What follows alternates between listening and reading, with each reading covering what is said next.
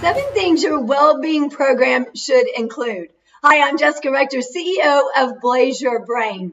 When we are working with others, we often get asked, what are the vital components that your well-being program should include? And so we put together the 7 most important things that should be in your well-being framework. The first one is burnout. Burnout's the number one epidemic hitting the workforce, so it's vital that your well-being program helps those address and prevent it. Monster.com recently reported that 95% of the workforce is thinking of leaving their jobs.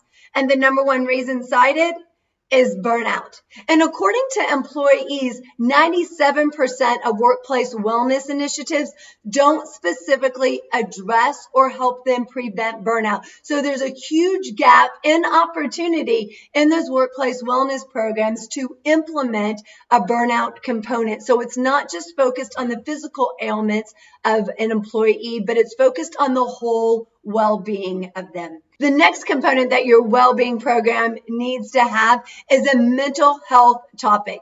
It is vital to make sure it's covering mental health, as mental health and your positivity impact everything that you're doing throughout the day. And with so many things going on at any given time, it's impacting you in various ways, multiple times throughout the day. I mean, think about it. The stress, the overwhelm, staff shortages, supply chain issues, kids, illnesses. Those are just a few of the things that add more pressure to your day. And that happens all before 8 o'clock. And you may be wondering, well, when is it going to subside? You're not alone. The more your mental health is impacted, the more it leads to burnout. And the more that you have burnout, the more it's impacting your mental health. So it's this vicious cycle that goes around and around. And you have to make sure that you're being intentional and strategic to break that cycle. The next component is customization. This is no one-size-fits-all approach. Every company, department, team, and individual is different. So a well-being program should be too.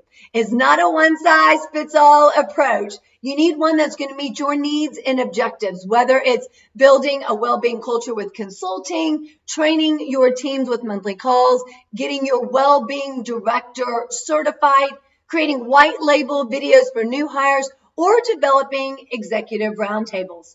Also, think about the timeline you want. Do you want an intense 6-week boot camp, or do you want training that's done once a month over the course of 12 months? Exploring the right timeline, discovering what your organization needs, and developing a program that fits around these is where the magic happens. The next component is support.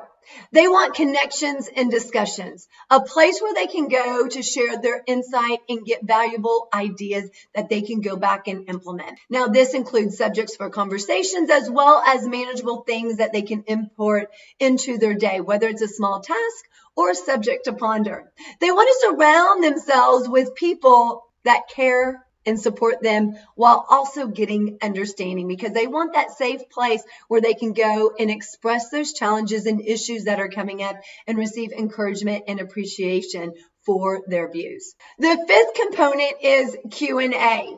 You want your voice to be heard, and it deserves to be heard. And the Q&A component allows for this. This is a sacred place and space for their most pressing questions to get answered in real time.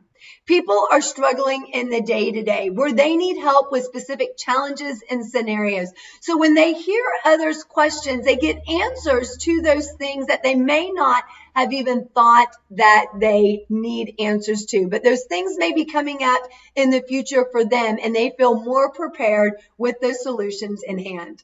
The 6th component is accountability. Nothing changes without implementing something to make that change.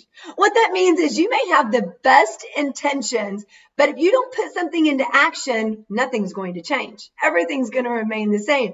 Burnout will still be there. Your mental health will still be impacted.